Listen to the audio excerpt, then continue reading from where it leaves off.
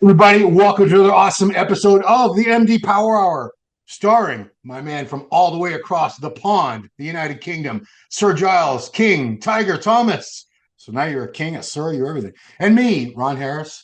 And this week, Giles and I want to address something that's it's been a term that's been used for many years. People call each other haters when they don't agree with their particular opinions. And more recently, I was accused of hating Big Ramy. I had to make a video to explain it. I don't hate anybody that I criticize. It's purely a physique I'm talking about. And I had to bring on Giles because I think you've been called a hater far more often than I have, especially in recent times. Would you agree? It's only just started happening though. And no, seriously, because I've never really been called a hater of anyone because I am largely, obviously, I think people get the idea that I'm hugely positive about bodybuilding and I'm very supportive and I kind of want everyone to succeed and do well. But it's just recently, it's just this bloody Arnold Classic because isn't it funny how a couple of months ago, it was turning out to be a real like damp squib of an Arnold Classic. And then like, with the prize money going up and it turned out to be ironically, well, certainly most contentious Arnold Classic ever. I mean, literally those top four guys, like I've been going back and forth with four different teams of supporters, and I'm having the exact same argument with every single person. I'm like, sometimes I have to go, hang on, who am I talking to? Who am I arguing? Because literally, I could pretty much copy and paste the arguments, the pointers and the reasons for my my sort of my comments and everything. So it's just been it's been really like the Twilight Zone the last couple of weeks. But and in some ways it's like it also gives us an opportunity to kind of educate the fans really, because I mean obviously we've been doing this for 28 years, you even longer.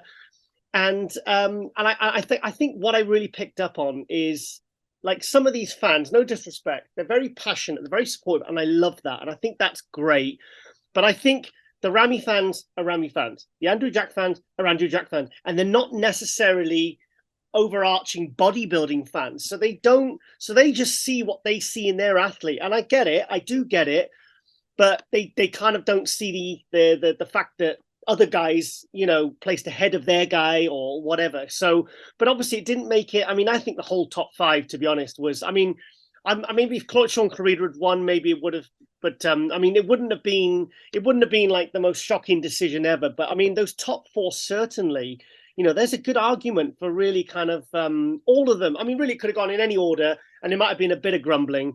But going back to this hater thing, I just it's hate is actually a very strong word, and I feel like I need to ask more of these fans of what do you actually mean by the term hating? Do you? Because basically, we're talking about men's bodies. Essentially, aren't we, Ron? We're talking about men's bodies, and we're saying, okay, da da da da da.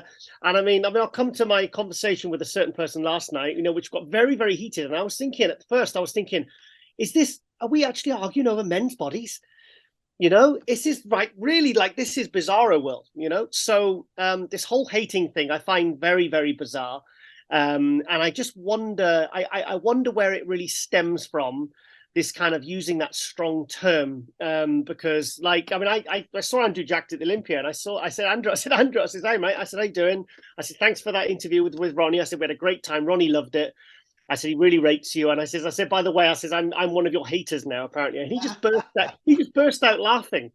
Yeah. And obviously we saw that message that Ramy sent to you, that was, so if the athletes themselves don't take it personally, they don't take it, like why do the fans get so like I mean, I'm like really angry. I mean, I've like the Haddy fans a couple of years ago, I remember they were sending like Flex Lewis death threats, and I mean I won't even repeat some of the things he told me they were saying on DMs. I mean, when he was actually when he was over in Korea that time, I mean he said he felt like a breath of relief when he got on the plane. He said because it was that bad. He said he was in his hotel room. He said he was scared. He got home and I remember he posted a picture on his Instagram of him with his daughter. Like he was like, oh my God, it was like he just come home from war, I mean, maybe I shouldn't reveal it, but I remember him mentioning something about a threat to cut his feet off. How very specific, yeah. What a specific threat that was. But I heard worse than that, and I won't even repeat it. Yeah, don't. But it's like like Seven territory, the film Seven. Yes, horrible, sadistic things. But I think the point you made is that a lot of the fans are fans of a particular athlete. That's the only one they follow. It's the only one they really look up to, and they every day they're looking at the pictures, the Instagram, the YouTube. Like especially a lot of the younger guys. A lot of the Nick Walker fans, they're not fans. They don't follow the whole sport. They don't watch all the shows. They only watch the shows that Nick's in. And, he's very inspirational. He's got all this muscle, huge arms, veins. He's a young guy like them. They don't understand how anybody could beat that. To them, that is the ideal. And I always say this is a subjective sport. If that's your ideal, who am I to say you're wrong? But unless you've really know the criteria that contests are judged by. And I would even say you can't even really get that from watching a bunch of pay-per-views. You really do need to sit up front at a lot of pro shows. You and I have been to maybe a 1,000 pro shows altogether combined between the two of us over all these years. You get a real sense for what the judges are looking for when you have four men in particular. We'll reference this on four men who were very, very good. And on any given day, maybe any one of those guys could have won. And I'm sitting there in fourth place, Rami, boo. Third place, Andrew, boo. Second place, Nick, boo. First place, Samson, boo. It just goes to show you there's a segment of the crowd that wanted a particular athlete to win or felt a particular athlete should win. And when that didn't happen, they were just outraged because they're not looking at, well, the judges have a very, very tough task. When you get guys who are that good and that close to each other, what do you start picking them apart on? You have to be nitpicky, like, okay, this guy doesn't really have much hamstrings compared to this guy, or this guy's condition is better, or this guy's physique just flows better. And it's kind of nebulous. Sometimes you can't always explain why somebody beat somebody in the exact terms that they might be satisfied to hear. But yeah, if you don't understand the task the judges have and the criteria that they have to hold these men to try to pick a winner out of guys who are phenomenal. These are the best physiques in the world. Then I could see where you would get upset. And someone like you or I, when we might give our opinion as to why we think the decision went a certain way, they're going to say, you've been accused of being a Samson. What's the opposite of a hater? Like a cheerleader. They'll say, well, you're just like this guy and you hate everyone else. When, we're not. We have to be biased. I'm sorry, we have to be non-biased. If we were biased for very long, the pattern would emerge and people would not listen to us anymore. Well, I got accused. I got DM'd by one of the wives of the competitors of one of the live stream shows I did last year, at the end of last year. And I was on a buzz because me and Lauren had done a great job. We'd had a great time. And then I was at dinner afterwards and I got this message and it really put me on a downer. I was really upset. I was upset for a good, quite upset for about 20 minutes. And this woman said, she says, yeah, you shouldn't be a cheerleader for the guys that, whatever, that you feel biased towards. And I was like, well, I just basically, it's my reaction to what I'm seeing live. And yes, when the guy that ended up winning came out, like at the night show, I was like, wow. I mean, you could hear me going nuts because he looked so different from the pre-judging. He looked so good. And I was like, because it was close. And I was like, oh my God, he looks absolutely incredible. And you can hear me going nuts. Now, the funny thing is, they're like, the guy that came second, I actually had more of a relationship with. I've interviewed him. I've supported him. I was there, when he was kind of, a lower level. So if anything, if I'm going to be a cheerleader, I'm going to be a cheerleader for these guys, for that particular guy. So I was like, well, your argument doesn't hold water. I just ignored it, actually. I mean, normally I respond, and I'm not going to dignify this with a response. I mean, maybe that sounds a bit arrogant, but I just thought I'm not going to, because if anything, you're biased because he's your husband. Right.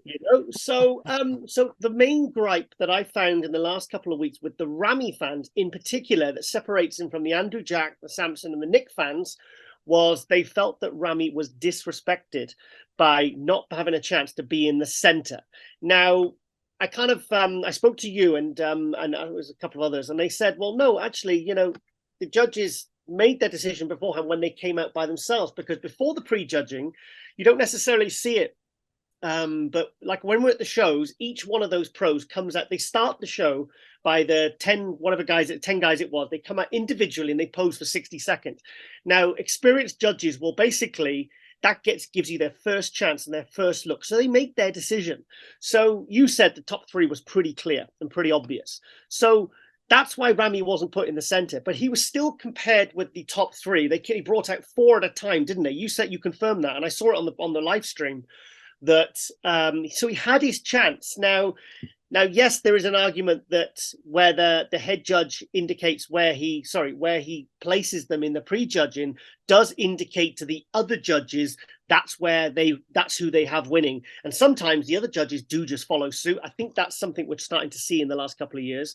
But you know what? That's not necessarily a bad thing, because these experienced judges, these head judges, you know, they're experienced, and they put in a lot of miles, and they've done a lot of shows, so they know exactly the experience and the sort of like I said, the hours they put in, they know exactly what they're looking for, and they can spot their top three straight away, you know. So in your mind, like I said, well, look, he hasn't been disrespected because the judges already made decisions. So what in your mind, was he disrespected by not being put in the center? And what, like, do you think that cost him one or two placings? I would have, if I was a head judge, I would have done it out of a respect thing, just because Right. traditionally, someone who's that level of caliber, two-time Olympia champion, yeah, I even if I didn't feel he was in the contention for the win, I know just as a respect thing for the athlete and millions and millions of fans, and maybe I'm being just too nice to try to preempt a future disaster, which we're seeing now with this massive outpouring of outrage on the part of Rami's fans. That could have been mitigated by putting him in the middle for one call out, and then you could say, well, he was in the middle once, so what are you talking about? But yeah, I mean, Steve's got a tough job. They can't be there all day and night going through these guys. They have multiple divisions. So he did what he felt was in the best interest of the judging of the show. Three guys, these are the three guys I think are in the run for the win. Let's take a really hard look at them because they're all very close and they have different attributes. We really need to focus on these three guys and getting a rightful first, second, and third place, which is what I felt he did. Yeah, but don't you think that's a bit tokenistic if they go, well, he's two-time Mr. Olympia? I mean, surely they're all judged as equals. They're not judged as there's Mr. Olympia. That's why sometimes, when I've been to shows, like amateur professional, sometimes, when you take your new girlfriend or a friend or something that's their first show, sometimes they can pick out winners better than you can sometimes, because you are maybe a little bit blinkered because, like, wow, that guy used to be really good. Oh my God, he's won 6. He's making a comeback, and I know he doesn't look very good now, but he's really good. He deserves to be called out, and watch out for this guy. And then they come out and they don't look very good, or they don't look as good as they did. So I just think you shouldn't judge someone, like you said. There's a two-time Mr. Olympia, but that the slate gets wiped clean every time you walk on stage, and that's what Steve did. He basically brought them all out and he judged them, like he said, from like Dougie Evans, that Welsh judge, the Olympia judge. He says, I judge everyone from the neck down. I don't judge on their name or their reputation. He said, I judge upon what is presented in front of me on the given day, and that's basically what makes it a sport. That's what makes it competitive. It's not like a roll call of what they've achieved in the past. So, you could say, yeah, they could do that, and the fans and the crowd would be happy. But you're kind of wasting time a little bit. When the judges have already made the decisions, it's not going to make a difference in the judging results. And isn't that just a little bit tokenistic? And also, what about the guys that, like Samson, say that want to?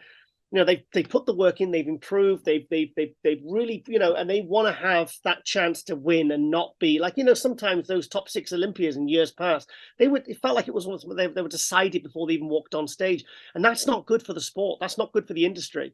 So I feel like they, Steve doesn't take any shit, and he's a brave judge, and he's a good judge, and I've seen him in operation, and he's super fast. I mean, this guy he's probably one of the best judges on the planet ever.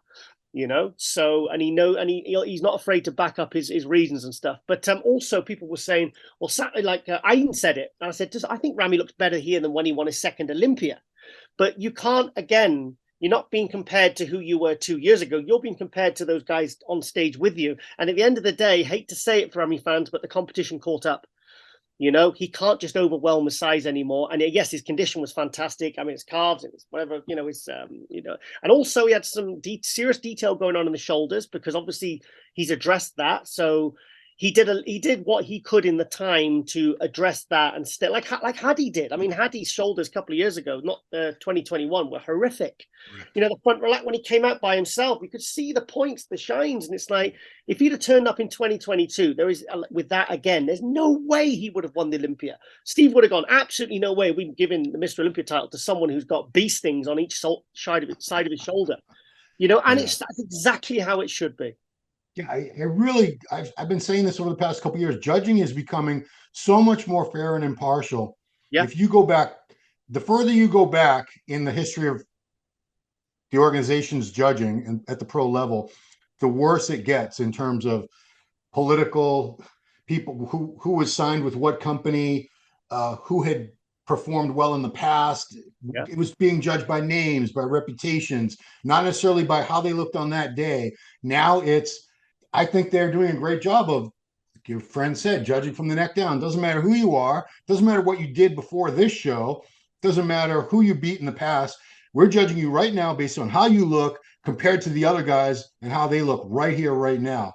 Judging now is 1,000% better. There were some bullshit decisions over the years where people were like leaving the Olympias and like almost wanted to riot. They were so upset. Just horrible decision. We don't have to even people can in the comments. I'm sure they're all going to throw their own worst memories, but it's not like that anymore. This last Olympia, two guys who were 5'5", 5'6". The winner doesn't speak English, doesn't hear, doesn't look like a movie star. You know, in the old days, they used to bump up people because they were taller, better looking, had this supplement contract. It's some effery went on, a lot of effery went on in the old days, and things are much, much better now. So these fans who are complaining about the judging now, I'm like, I wish I could take you back in time 20, 30 years. You would have seen some horrific. You know, if a guy was Mr. Olympia and he showed up to Mr. Olympia looking like shit, he still would rarely place worse than second. He'd be beating guys he had no business beating just because he had won the Olympia or he was the reigning Mr. Olympia. And now we saw with Rami, they knocked him down. He was fifth. He was fifth at the last Olympia. That would never have happened in the old days. No matter what he looked like, it wouldn't have mattered. They still would have been like, well, he's Mr. Olympia, you know. And yeah, where are we veering off? And also, do you know what, because I've been writing working in the bodybuilding media since 1995. I started working for British magazines. You know the story. And I'll be honest, my writing style because I used to do a lot of show reports. That was a very in thing in the magazine, you know, big, really detailed show reports in UK and all over Europe. And I tell you what, when I tried judging, it gave me a completely new perspective on what actually judges have to do. Because when you and me are sat in the second row and we're going, Samson should have been fifth and Rami should have been sixth, you know, and we feel really strongly about it. And we're talking about it in the wrap up or other examples of so-and-so should have been there, you know, that's fine. And that's okay. But, you know, when it comes to placing everyone in every division, you know, that's where it gets hard. You know, that's where the judges really have. So they haven't got time sometimes to think, but I put, you know, like politics is like they don't have the time. You see how quick they work. I mean, some of these shows, like what the Arnold was, like 3 call-outs, 4 call-outs. Yeah, they don't have time to linger. They don't. And the Arnold had more time. The Olympia was like never ending. The show that wouldn't end. 2 nights. 2 days and nights. I was like, oh my God, when is this going to be over? You know, we're fans. We love the sport, but it was wearing on everybody. The athletes, the fans, the judges, everybody was like, oh my, you could see this show would. So when the judges have this task that they have to be as quick and efficient as possible, and they don't always have time. I think Steve does a great job of trying to make sure everyone gets a good look. But, you know, there's some people who will still say, well, so-and-so should have had. You'll hear arguments that someone who placed last should have had be compared to the guy that placed first. No, if they're clearly at a level where they're nowhere near the winner, nowhere near, why is the judge going to waste time? Because the clock is always ticking. Do you want to get out of there at 3 a.m, 4 a.m, by comparing the guy who's last place to the top 2 or something, just to say, well, he didn't get a fair look? If you looked at the judges' sheets, you know, when they make their notes, or they maybe some of them maybe just do it in their head, especially if there's only 10 guys, I guarantee Steve would have decided that top 3 before the guys actually came out for the prejudging, because he would have seen how they looked when they first came out, and he would have gone, well, Andrew, Samson, and Nick. That's my top three. Rami's kind of looking great, but my top three, I know exactly what I'm looking for in this top three, and that is probably, and it would have been super close between them as well. I mean, I know Samson got straight first both days, and that's fantastic, but I wouldn't have been shocked if the top three, top four results have been all over the place. I would have, like sort of. I mean, I've seen judging sheets. I remember some of these international shows, and I used to get copies of the judging sheets to do the show reports. And you'd have like 7 judges or whatever. And I've seen people get first places and like ninth places. Do you know what I mean? Especially in some of the other obscure divisions. Do you know what I mean? Not necessarily because bodybuilding is a bit more clear cut, I think. But then this Arnold Classic, it was only 10 guys. But I tell you what, it must have been a tough one to judge because like each one of those guys very, I mean, Nick Walker and Samson, it was like, I'm trying to think of Lee Haney and Rich Kaspari.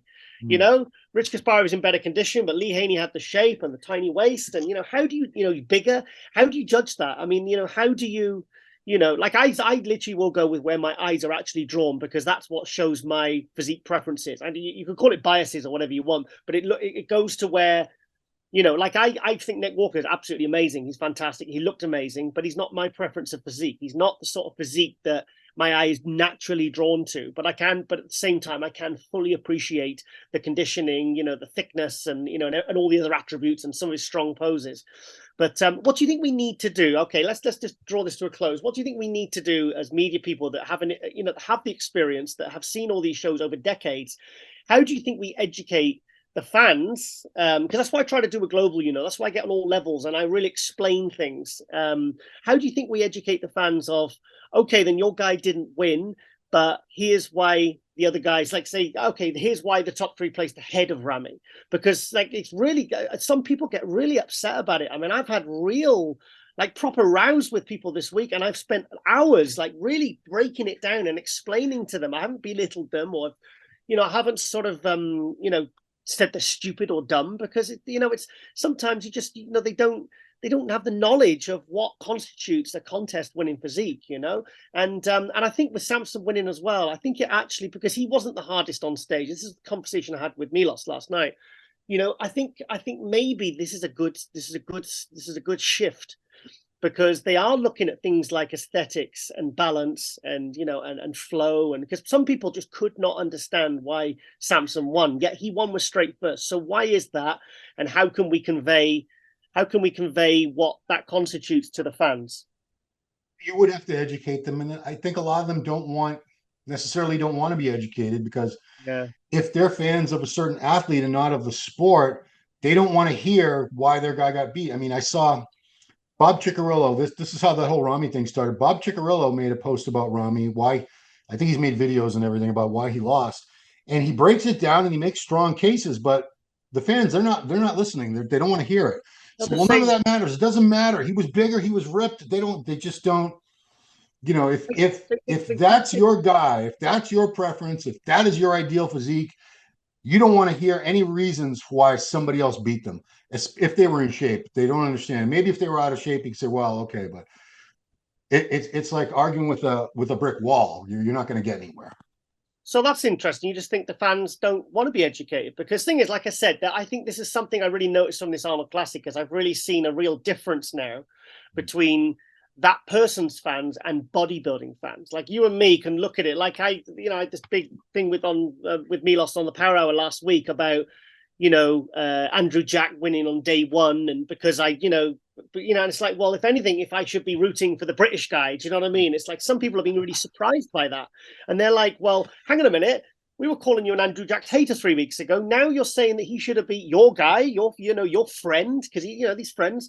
And it was like, but that's not what it's about. It's not about being friends or whatever. It's about sort of what, like I said, like the judges will be doing. They'll be seeing what's on stage, not judging on past achievements, what they've looked like, how much better they looked than the last show. They're being judged by themselves. But that's interesting what you say, like I said, about the, not wanting to be educated, because I mean, what can you do? Do you just carry on going back and forth and just bang your head against a brick wall? I try to stress to a lot of these people who are angry, especially if they're angry at something I said about an athlete that they're a supporter of. I said, it's just a physique preference, and I'm pointing out Yeah. I'm being critical of a physique. It's never personal. Like this whole Rami thing. I've never been a huge fan of Rami's physique. Doesn't mean I don't respect the hell out of the guy and his work ethic. And I do appreciate what he brings to the stage. I just prefer better shape. You know, the Levronis, the Flex Wheelers, Chris Cormier, Sean Ray. That was the era that I really, that was my golden era of bodybuilding in the 90s. And I still like the guys like Phil Heath and the late Sean Roden. Shape is very important, but that doesn't mean I also don't appreciate a Dorian Yates, Jay Cutler type of Nick Walker type of Zeke that's just Herculean, just because it's not my preference. You're not a hater if you don't like a certain physique. And this goes for the fans too. Just because you're a Nick Walker fan, does that mean you're a hater of everybody else? Because you don't want them to win or you don't think they should win? I don't know, but do you want to go into this Hang on, go ahead. hang on. Have you ever had? And also, like the final point I want to make is the athletes themselves never, very, very rarely take it to heart like the fans do. Like Rami messaged you, didn't you? And he said, "What did he say? Are you allowed to say or?"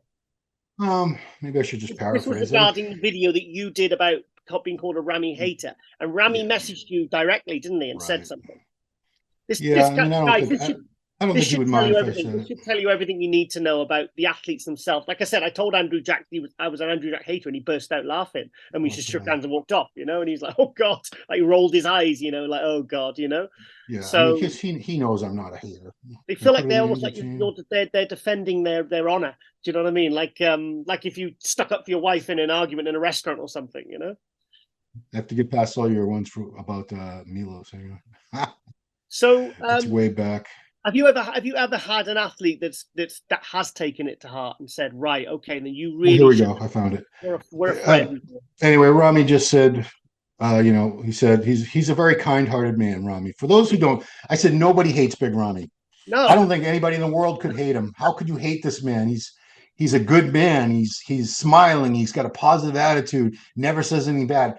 I don't hate him. I've never met anybody that I think even dislikes him. yep. You might not like his physique. I'm not a huge fan of his physique, but so what? I'm not a huge fan of every physique, but I still don't say he sucks. No, he's got all this mass and structure. He was a rightful Olympia champion for 2 years. What do you think he can do for the Olympic? Because I was really impressed with what he did in his 10 weeks. I mean, his calves kind of like sprouted back, and the lower lats were looking better. The left arm is still a problem, I think, because especially now he's got the legs back bigger again because he held off on a couple of years, didn't he? Now he's just gone, fuck it. He's just got the legs huge now. But the legs, if you compare like the legs to the arms now, there's a real disparity. And I don't know do you think he can really, and do you think there is anything in this? I think we'll find out more on this stem cell because I'd be interested to see what he can do in the next 7 months because Bob Chick's saying, I saw the post today saying he doesn't think that Rami can win the Olympia again. But you know what? Who knows? Look what stranger things have happened. Who'd have thought Samson a couple of years or a year ago would have been coming in and storming a straight first victory, beating all these guys? Who could have foreseen that? I never thought Hadi Choopan would win the Olympia just because I come from that whole era where the taller, bigger guy is always going to beat the smaller, the shorter, better. Two physiques being otherwise equal, the taller, wider guy's always going to win. We didn't see that happen. So anyway, Rami said, "Love you, Ron. Don't listen to anyone. You're a great person. I know you just said was in your heart." So the athletes very rarely, most of the athletes understand. I have had athletes very occasionally, maybe 10 to 20 times over 30 years, probably come to me really angry about something I said about them because maybe I wasn't as diplomatic in the way that I stated it. But most of the time I try to do my best. If I'm critical, I never say it in a mean or insulting way, like this guy's got shit quads or this. I always say, if this guy had better quad sweep or once he gets more back thickness, I don't say he's got no back or no arms or no calves. There's a way to deliver the message that's a little more kind and supportive and critical. What's the word I'm looking for? Constructive criticism rather than just ripping someone apart. I think you and I are experienced enough to really be careful with our words. And do you know what it comes down to? I've competed And I have such huge respect and insight to what these guys do to get up on stage and look the way they do.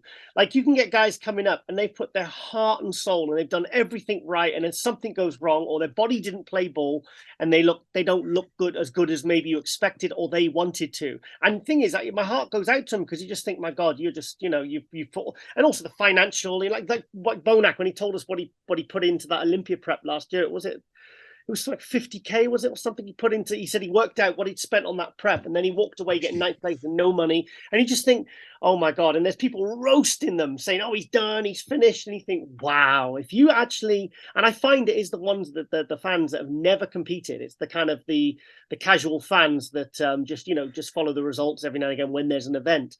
But yeah, so there you go. But So yeah, you were called a Samson cheerleader by a lot of people, an Andrew Jack hater. But then you had we had Milos on for the previous episode, and you guys had a difference of opinion.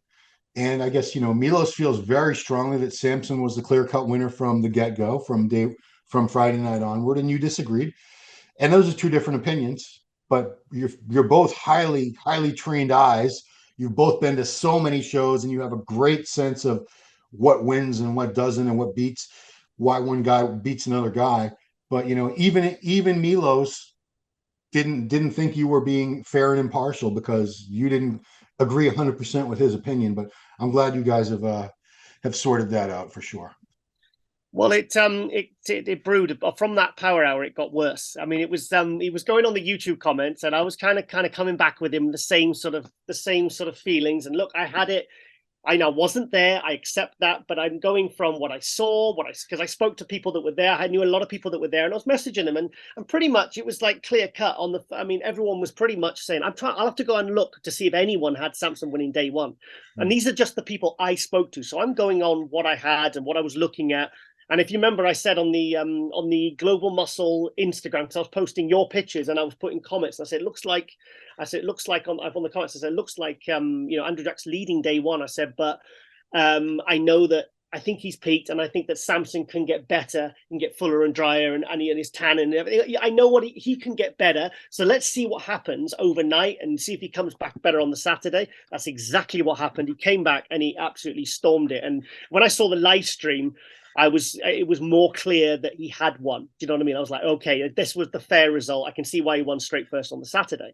So anyway, it was kind of brewing and building, and then Milos was, I felt like I was okay. This is getting a bit much now. And then he said something on, and then he put a post up from a picture of him from 1994 Olympia, where it was the best condition he's ever been in, and he said it was kind of the worst he ever did in Olympia. And Joe Weider told him afterwards, he said, no.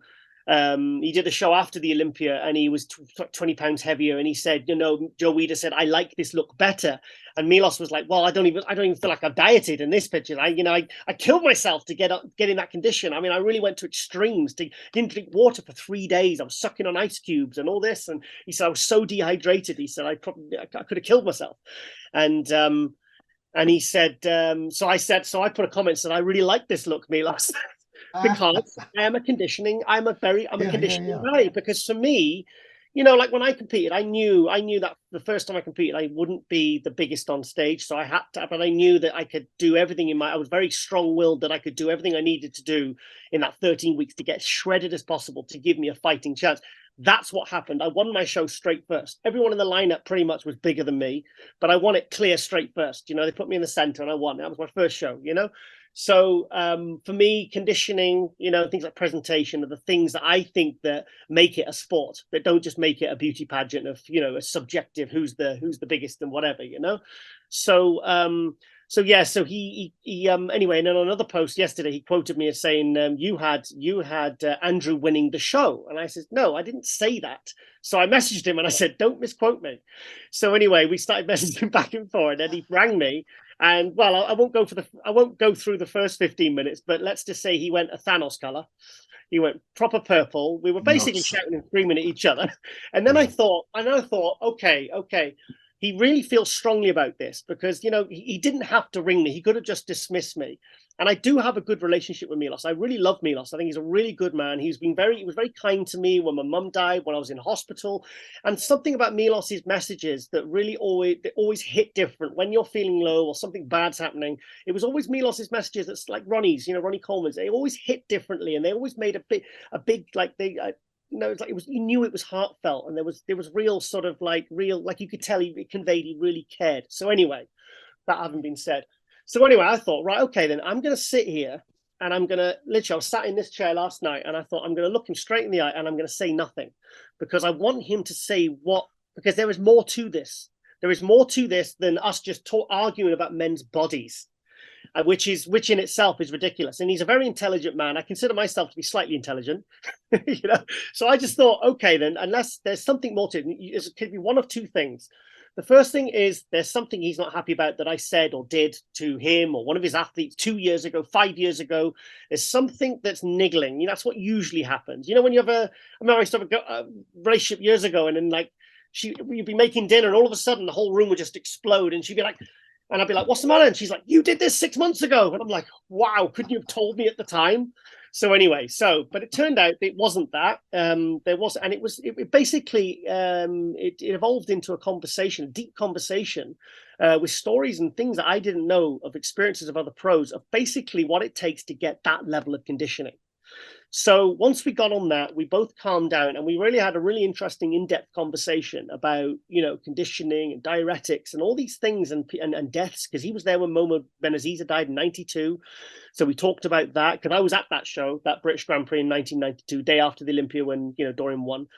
And it really went into an interesting conversation about conditioning. And I thought, well, Milos is he's like one of the top super coaches. And if he's talking about it and he's kind of bring it to light, then this is something maybe that really does need to be addressed, because up till now, it's difficult when it's really ingrained into the criteria of bodybuilding. The hardest, driest, fullest guy, because basically he was saying, well, no, you're saying that Andrew, even though you said yourself he's lacking 15 pounds to really match Samson, you're saying he should have beat Samson on day one because he was drier. And I said, yeah, but he was full as well. I said, but, Samson, I said what I said. I said, it felt like, Samson dried out and filled out. And for me, that was, he drew my eye on the second day. And I feel like he was a worthy winner. But so interesting. It was really interesting. Like he seemed really, really passionate about, because obviously that's what this was all triggering, because Samson wasn't the hardest and driest. Like people were saying, Rami and Nick Walker was so much harder and drier than Samson. How could this guy, this unknown, how could he beat these guys when they're bigger and drier?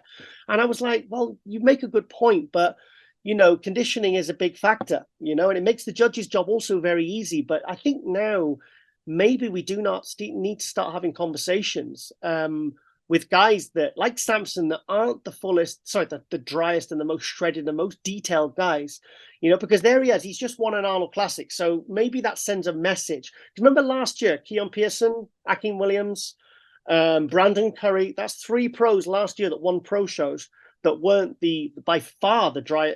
They were not the driest people on stage, yet they won. So why is that, Ron?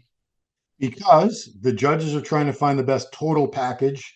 Yeah. And I don't think everyone is aware, obviously Milos is, but I don't think everyone's aware of all the factors that go into that. So structure, bone structure, wide shoulders, narrow waist, limbs have to be in proportion, can't be too long or too short. Torso can't be too long or too short. That's just the bone structure. Now we get into size, we get into muscle shape, we get into balance. Are all the body parts in proportion to each other? Does he look awesome from the front, but from the back he looks a lot smaller? Do his quads look great from the front, but you turn the side, he's got flat hams? Does he have calves? It never comes down to calves. Then you go into condition. Even presentation, I think, if it's very close, the way that the guys present themselves. If some guy's very polished and he holds his chest high, another one's slumping and lets his gut out, and they're very close, the guy with the better presentation is going to beat him. But there's so many factors. And when you get to that level, that's what people don't understand. At that level, when you get a top 3 like we had at this Arnold, it is so hard. You have to start saying, well, yeah, maybe Nick Walker has better condition or Rami has better condition, but what's the shape look like? What are their proportions? What's the structure look like? You have to factor everything in. It's a very, very difficult job. That's when they come down on the judges. I say you should sit at that table sometime. Try to judge an Olympia or an Arnold. Good luck, because most people would end up just throwing their pencil down and go, nope, I can't. They all look great. I don't know what to do, unless they have a favorite and they go, well, there's the winner because he's my favorite. Yeah. It's harder than people think it is.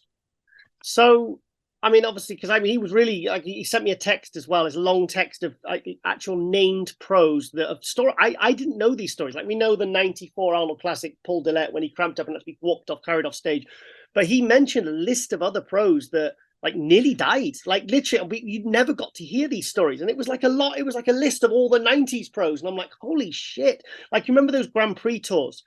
When Ronnie Coleman always says 7 shows in 11 days, and it's like having to sort of. I remember because I used to see them at the hotel, and I remember I was sat with Paul Dillette, Aaron Baker, JD Dewado. It was 1996, and who else? Vince Taylor, was he there? And I remember because they all Kevin Navarone, and I was sat with them, and they all ordered burgers and fries, and I was like, what? What are you eating? I'm not even eating that, and I'm not a competitive bodybuilder.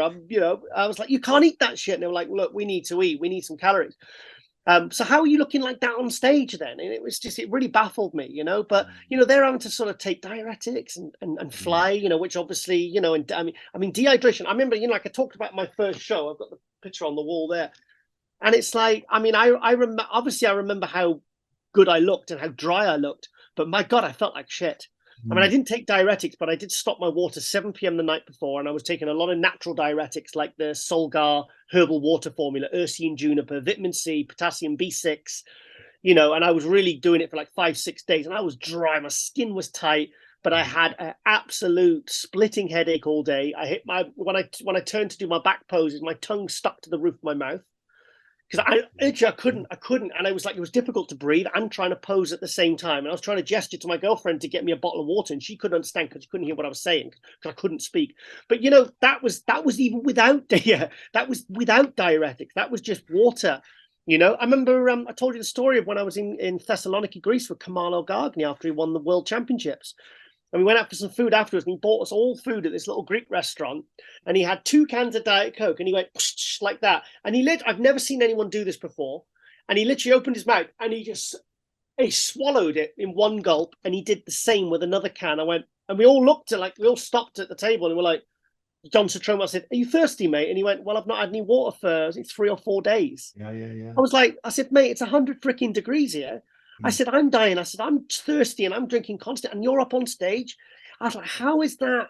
It was really because I was no diuretics. He wanted to just cut water. I mean, like, the guys in the 80s, that's what they did to get dry. They would just stop drinking water. So, sorry, what was my point again? I feel like I've got off point a bit there. Being dry is very unhealthy. yeah. I need to hydrate. But Milos said, look, he said, even if the body's 10% dehydrated, he said, you could you actually in severe, you can be classed as severe dehydration and the damage that does to the internal organs. So having said all that, is Samson now winning, something like that, not the hardest in probably the top 5, he's very good condition, but, we're always saying he could get drier, he could get harder, he could get drier, but could he then get beat by someone, that's arguably not as good a physique overall from every single angle just because they're harder? So, because obviously those guys are putting themselves more at risk. And now we have talked about this over the years, but nothing's ever really been done about it until the judges started doing what they did with Keon, with Hakeem, with Brandon Curry, because Brandon Curry, Mr. Olympia, fantastic bodybuilder, but he looked like he was 3-4 weeks out the Arnold Classic last year, yet he won it. So is this, in your mind, is this the way the industry and the sport and bodybuilding should be going for the future? I don't think it was anything intentional on the part of the judges where they were trying to send a message or conform to a healthier standard. Because I did a show with Lee Haney a couple months ago, and Lee's very adamant against the dry look and Milos, sorry to interrupt. Milos mentioned that. He made a big point of mentioning, he says, you're on Harris doing the thing with Lee Haney, because he said, go and watch it, Giles. And I haven't watched it. I will watch it. But he said that you're onto something now. And he said he basically wants people like us, these media guys, to start more conversations about it. Sorry. So, but I said, I'm not going to argue with Lee Haney. I love Lee Haney, but I did say if there are two physiques up on stage, they both have, let's say, equally good size, structure, shape, proportion. Everything is equal, and one guy is really hard and dry, and the other one isn't. Of course, the judges are going to go with the guy who's harder and drier. It's Yeah. not because they're not. It's not the judge's job to think, well, we can't reward the dry look because then these guys are going to just use more diuretics. Unfortunately, that's not their job. Their job is to judge what's in front of them. And even myself and knowing how dangerous it is, even from I've had horrible experiences with diuretics myself and drying out. I know it's a terrible thing. It's not healthy at all, but we're judging a men's bodies the way they look in front of us. And when you get to the elite level, and these guys are fantastic physiques, what do? You have to nitpick. You have to start separating. So the driest guy, Nick Walker, was definitely way better drier condition, way better than Samson. There's no question. But you factor in the structure, the shape, things like that, and then you see why Samson beats him. Even though other people would say, well, the biggest, most ripped guy should win. That a lot of people really, a lot of the fans, they really believe that. They don't understand the structure and the shape, and they don't think that should even matter. They just Yeah. think if this guy's 5'6" and 260 pounds with 2% body fat, and you can see every little fiber on his glute and everything, he should win because that's bodybuilding, that's hardcore, that's freaky. So, Ron, you were there, mate. Now, obviously, if you've got four or five guys looking absolutely fantastic, they all can't win. You can't have joint first. no, Someone has to come first and someone has to come fourth, and it could be a hair separating all of them. Did anyone get robbed? no, no. There you go. That's the word. I hate to hear that word robbed because, like you said, somebody's got to win. Somebody's got to take second, third, fourth. Maybe it's not the guy that you prefer, or the guy that you're a fan of, and unfortunately, that's the way the cookie crumbles a lot of times. Yeah. But I think the judges do a great job. They get it right 99% of the time, and maybe 100%. They get it right almost all the time. But the fans are very biased. If anything, they're haters of the other guys. Yeah. Trying Yeah. to beat. Oh my God, that's true because it's like really you're haters of what the criteria is. So there's nothing you can do to change that. And it must be frustrating when someone like Ramy comes in so much better than the Olympia, and and his condition is really, really good, and still, he's kind of down. He's out of the top three. When people like you would have thought, like, remember, the thing is with Ramy for many, many years we said this guy could be Mr. Olympia once he gets it right. So 2013, 14, 15, 16, 17, 18, all these years, we were like, no, when he gets it right, he's gonna move up. And that's exactly what happened. And he got in the shape of his life, and it bloody nearly killed him. Because Dennis James told me, he says he came into the bedroom one day when he was getting Ramy. He says, come on, champ, we got breakfast, we got cardio, whatever. And he told me this. He said Ramy was on the floor on all fours in the corner of the bedroom. Like he said, I can't do it. He said, I think I'm going to die. He says, I think I'm going to die. He says, he was like, Dennis said he just burst out laughing. He's like, come on. He said, you got to do your cardio. You got the Olympia in 4 weeks or whatever. Yeah. And he said, like Ramy, he said he'd never gone to that level of what he needed to do. Do you know what I mean? And then he's throwing all like the diuretics on top and everything. It's these guys, these, like I said, it's bloody hard work, and unless you've competed, I did diuretics once, and I think it was 6 weeks before I could even train again. Wow. And I was like, and also I was supposed to be in one category. Then they said, oh no, you're going to be put in the overall with these guys. And you're not going to. So instead of being on stage at like 12 or 1, I was on stage at 8 p.m. I took these diuretics and I took some bad advice. I was obsessed with coming in drier than I did the year before at the finals. And in the morning, my mate came around, the same guy that tanned me up, Pete Lawson, tan man, and he was like, fucking hell, Giles. He says, you're even harder than you were last year. Your hamstrings are like stone. He says, I'm tan. He said, you're like your body's like rock. Yeah. And then about 30 minutes later, I'm at posing, and I said, mate, tell me I've got my prep goggles on. I said, because am I just flattening out? I said, because I think I look like shit. And he went, Giles, something's going on, mate. And I was back and forth to the toilet, but I was so rough. I went to Cyprus the next day, and I couldn't even. I tried training on the Tuesday, and it was just my body there was something really bad done to my body. And some of these bodybuilders are doing 3, 4, 5 shows on the trot, and they're trying to get better. They're trying to qualify for the Olympia, and I can imagine. I think maybe we don't realize the psychological impact as well. So also fans, like I said, you're saying that the fans are haters of the other guys. Don't just root for your guy, root for everyone, because that's what we try to do. We try to root for everyone, and it's so we can't be called haters because we love the industry. So how can we hate something we love? Do you know what I mean? And we want to see everyone do well. We want to see everyone do their best. We want to see everyone bring their best and feel great up there, and and get the most out of the sport. So calling us haters is just absolutely ridiculous. I got to give the fans a little break here, because you know what? I do think these athletes are very fortunate to have such a following and people that are that loyal to them and that passionate that they feel that their guy should win all the time. And I think social media, YouTube and Instagram has really polarized these camps, where now we do have a lot of fans who are fans of a particular athlete. Whereas back in the older days, I don't think it was that way. I think people were more fans of the sport.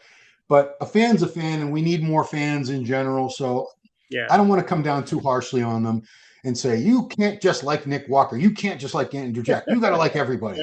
You can like whoever you like, guys. Who are we to tell you that? And the happy ending to the story is that me and Milos are still friends. So, because like I said, it did. But you know what? And also another thing is, I'm really glad we spoke, because if we hadn't have spoke and we just kept bickering back and forth on posts and then start getting a bit personal or get a bit snippy, or they catch me at a wrong moment, and and then you write something in anger, which I try not to do ever, because once it's out there, it's out there. And once you've said something, or you've used a particular word, it's like it can really hurt, because when you really care about people and you're friends with people, it can hurt, I mean, like a guy on the live YouTube comments on Global called me Meatball Head.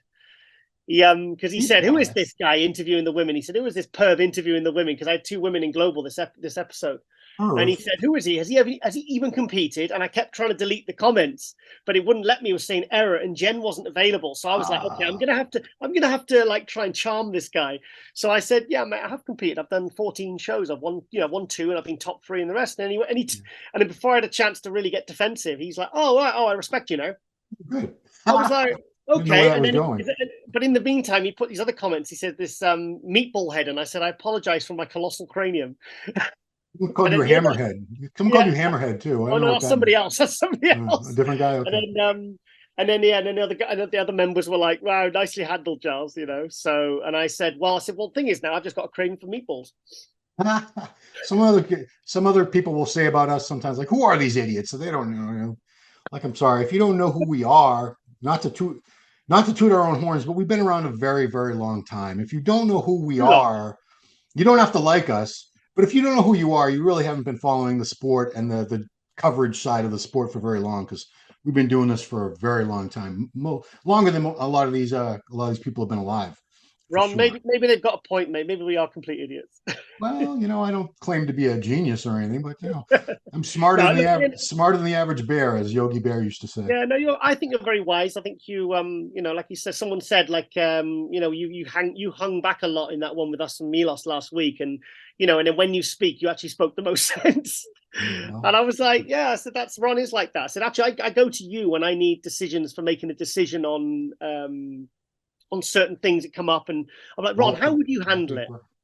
Yeah, I think about Pete McGough, and I always think, how would Pete McGough handle this particular situation, this conflict, or this issue, and that's how I think you and Peter McGough are the two that I kind of go to. It's not wisdom. I don't think it's necessarily wisdom. It's just being away from. You're so wrapped up in the emotion of the situation and the conflict you might be having with Milos or whoever, that it's hard for you to step outside and say, well, you guys are friends for years and years. You're having a difference of opinion and whatever.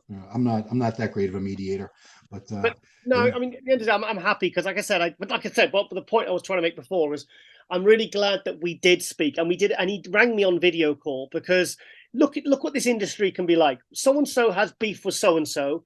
The first thing they do, they go make a video and they talk to their Instagram followers about the beef you have with somebody else.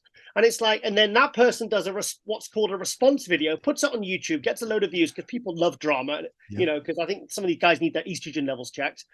They watch too much Love Island. Do you get Love Island in America? No, but my estrogen levels are very high. They've been very, yeah. They've But no, been I like think a honestly, and that like they need to put the can bags down and start and calm down. But like but the fact that we actually spoke about it face to face within 20 minutes, we were laughing and joking and mates again. We weren't sort of like ripping into each other. Do you know what I mean? And swearing at each other and going purple and it was dealt with there and then, rather than seeing him at a show and making a snippy comment and then the next thing you're squaring up to each other and it's a disaster. But this is what I would advise people in the industry, especially the pros. If you have an issue with someone, freaking call them or go and see them face to face. Do it quietly, do it privately, and I guarantee, and I know people love drama, but don't buy into it because it will reflect badly on you. Because the ones that they get the drama, they get a lot of short-term attention. But I'm telling you, especially with athletes that have sponsors and they have and whatever, sponsors won't like that. I mean, I've worked for supplement companies, I've ran supplement companies, I've built supplement companies, I've worked for Ronnie Coleman and Metrex and all these different companies, and I'm telling you, I've been in charge of the sponsorships and things like that, and the athlete teams and all these things like the Olympia tours and stuff. And I'm telling you, handle your business privately. It's a much more classy way to do it, and it will serve you better in the long run. And I found personally, I I have to slap myself all the time because anytime that I slip and post anything that's like snippy or negative on a comment on Instagram or whatever, it comes back tenfold. Yeah. Anything negative comes back to you like tenfold. It's horrible. So come on, You Ron. know, You got to be better than that, Ron. Ugh. the best advice I can give, the best advice I can give to anyone, because we do get into conflicts sometimes with people online, on YouTube comments, on Instagram, on Facebook, and all these different things. If you say something and you genuinely feel that way and you feel strongly about it, and then someone comes back to you and your pride's hurt or you're upset with them and you think they're wrong or you think they're stupid or whatever, just think before you write anything, before you respond to them, just think, if that person was in front of me right here and now, would I say this? And if you ask yourself and you're really 100% honest and you'd say, I would say that to your face, then go ahead and write it. It's okay, because at least then you're standing by what you say. But if you're hiding behind this, the keyboard warrior thing, and you're being a pussy, then, as far as I'm concerned, then you deserve everything you get, because you deserve all the grief and all the drama and all the stress that comes with it. Because I don't like conflict, but conflict avoided is conflict delayed. Because you're better off, like me and Milos are better off having that 15, 20 minute, 10-minute really heated and then listening to each other. And then we calm down. And then the next minute we're laughing and joking and telling each other we love each other and everything, and it's heartfelt, it's meant, rather than kind of let something fester and build and little, and then it just like it grows, and then people like I've known people that I've had issues with people, and then you see other people trying to stir the pot online because they've heard something, and it's not a good thing, and it's not good, especially for us who we work for companies and we're viewed as professionals, and I try to be professional. I mean, like I just think what would Pete McGough do? What would Ron Harris do? What would he do? What would these people do that how many years have you been in the industry, Ron? 32. Yeah, 32 as of Yeah. January this year.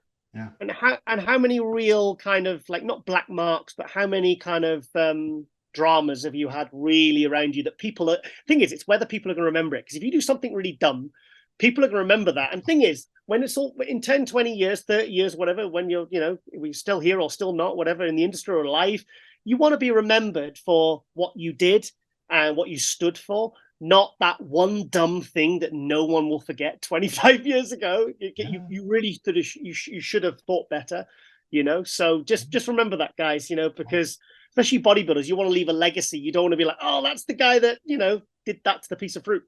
Yeah. I've definitely learned many lessons the hard way, said things I shouldn't have said, posted things I shouldn't have posted, written things I shouldn't have written. But I tried to learn. I'm a slow learner, but I did learn over the years. Think before you write that, think before you post that. I still slip up. But You yeah, want, you want to share do you want to share one, or do you want to just leave it? I'll go ahead. It's fine. I mean, because I don't think anything. So In the past. years ago, when the Olympia the 202 was just called the Showdown. It Yep. wasn't. They didn't have the Olympia title, and there were people were upset about it. We had threads on MD talking about it. saying those guys deserve an Olympia title. Bikini gets an Olympia title. Everyone gets an Olympia title, except for these guys, the 202. I don't think it had changed to 212 yet at that point. 2012 So, changed. yeah, it had not changed. So I posted in one of those threads, foolishly, I said, well, if you don't like it, just boycott the Olympia. Boy, Oh, oh no. boycott the Olympia. Yeah. So if that's one of the things I deeply regret posting, because I was banned from the Olympia. I could buy a ticket like a fan and sit there like Yeah. anybody else. I was banned from a press pass for the Olympia for 3 or 4 years after that. Wow. I did not go as a member of the press for, I think it was like 3 years. It was Yeah. 3 years. And, I was working for Steve already. I wasn't on staff, but even Steve couldn't help me.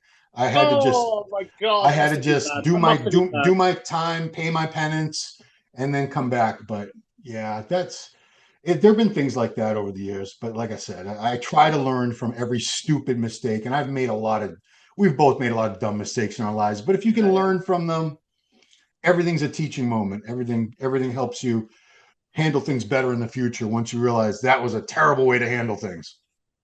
Well, I would, like I said, I would say one thing I have learned, because, like, like me and Lauren in our relationship, like, we clash a lot. I clash more with her than I have with any other previous partner. But for me, it's the most. Really? Yeah. Oh my God, you want to see us? I mean, and I hate conflict. I hate arguing. But you know what? It's probably the most authentic, Hmm. real, kind of genuine relationship that I've ever had. It's probably the most, probably the best relationship I've ever had. But because she's the sort of person, she won't leave the room until something's resolved. And it Oh. doesn't matter how heated it gets, because I'm the sort of person, I'm a typical guy, maybe. I don't know if this is fair to say. I'm the sort of person I'll just go quiet and I'll let things slide. And I just hope that it goes away. I mean, that's one thing I really haven't learned about. I mean, there I am saying about conflict avoid, but my God, and I can commit to a huff, mate. I mean, I didn't speak to one member of my family for 5 years because they disrespected my girlfriend. Mm. Like, I really when I commit to it, I really commit to it. So I'm really bad in that respect, and it's something I would like to change about myself. But it's when you've got someone that's like, because these conflicts that her and I have, say for example, 99 times out of 100 they resolve matters. So I will kind of go through them. Do you know what I mean? Like, I will stay in the room. I won't storm out and slam the door. Do you know what I mean? I'll be like, okay, then it's like me and Milos last night. Eventually, once I backed off, he kind of backed off, and then it was like, right, okay, I'm really going to let you. I'm actually going to allow an uncomfortable silence, because I want you to say every single thing that you want to say and get off your chest, because I want to get to the bottom of this, and then I'll do the same. Do you know what I mean? And that's what happened, and that's what works. So that's something I've really learned, and I need to be reminded of constantly. And I'm sure it's not going to be the last time. I mean, like me and Milos and other people, we're going to disagree. You and I are going to disagree about certain things, but that's okay. Yes. I think sometimes people have just lost the art of debating. And, I think I'm just trying to wrap up this whole hater, because the thing is, it is a subjective sport.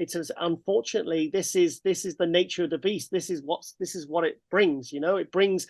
But I think, and thing is, with social media, it allows you that kind of safety of really calling someone a meatball head and an idiot, and and it's like, and there's nothing you could do about it apart from just go back with equal insults and stuff like that. And I just think sometimes I think we need to learn to also accept that like, none of us are right and none of us are wrong.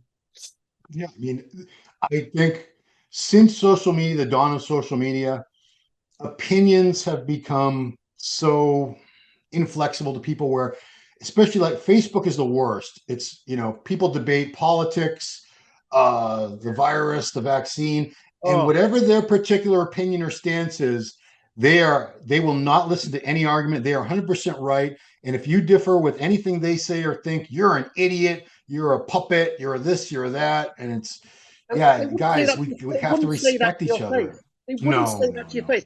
I mean, this is why I don't have Twitter, because all I ever hear about Twitter is just venom and just Mm. vile. like stuff that you would not go up and say to someone that, because most of the time you're talking to strangers anyway. And, when you click on some of the people that say the worst things and they've got a private profile and it's got 0 followers, and it's like, well, you're not even like, you go on my profile, there's pictures of me, I'm when I respond to you, it's me. You can screenshot anything, because I stand by what I say, and I try to be careful with my words, because, we are in an era of social media that anyone can contact anyone. Before, like, that's why the pros almost had this kind of untouchable, kind of mythical, like, because you had no way of getting to them. You had no way of reaching them unless you wrote them a letter and sent it, to an address and hope that they got it, P.O. box. Yeah. So yeah, it's Chickarillo said, a lot of times I'm arguing with an avatar of Sonic the Hedgehog. Yeah.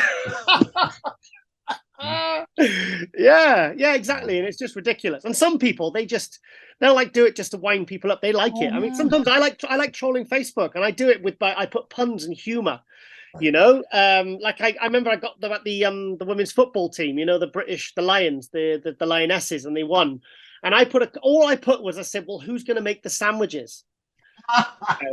And oh my god, I got like 100 comments of like feminists and women, like, and I thought it was really hilarious. And I thought it, but people got really upset, and I just, like, sometimes I'll put in puns, just because it's amusing, and then you'll get people to go, oh, I see what you did there, and other people are just like, what is wrong with you? I want to end this with my best joke that's going to trigger some feminists out there, just because it's silly. Why do women make the best paleontologists? Oh, because they love digging up things from the past. Yeah, thank you. And with that, guys, so I want to encourage people, if you have topics you want us to address in Power Hour, leave them below. We're open to suggestion. We come up with our own topics when needed, but I'm curious to see what you guys want to hear us talk about. And if you have any ideas for guests or anything, give us we're very much open to feedback. It's still a newer show. We're still making adjustments and trying to figure out the best way to do things. That's what it's all about, getting better and better. So help us out. Leave some comments, suggestions, ideas. You can call me a hammerhead or whatever you want to call me. I don't care. It's fine. Equal head. It's all good. Equal. Subscribe to the channel. If you like the videos, like them. Hit that notification bell. Check out the other shows we have. MD Global Muscle airs every Wednesday morning at 9:15. He's working on some very, very special guests, as always. I do Raw Online Report. We do Fact Attack. We do all kinds of stuff. There's Brazilian Beat, MD Muscle Talk. I'm leaving out a bunch. There's Fact Attack. Which one? Dr. T. Ask Dr. Saucero, and George would be mad if I missed that one. We have a lot of shows, guys, so check them all out on this channel. But this has been MD Power Hour. This is a show we do every week with Giles, Tiger Thomas, and me, Ron Harris. Please come back next time and join us on MD Power Hour. And thanks for watching. Hey, did you like that podcast? Smash that like button, subscribe to MD, and please comment down below. Thanks for watching.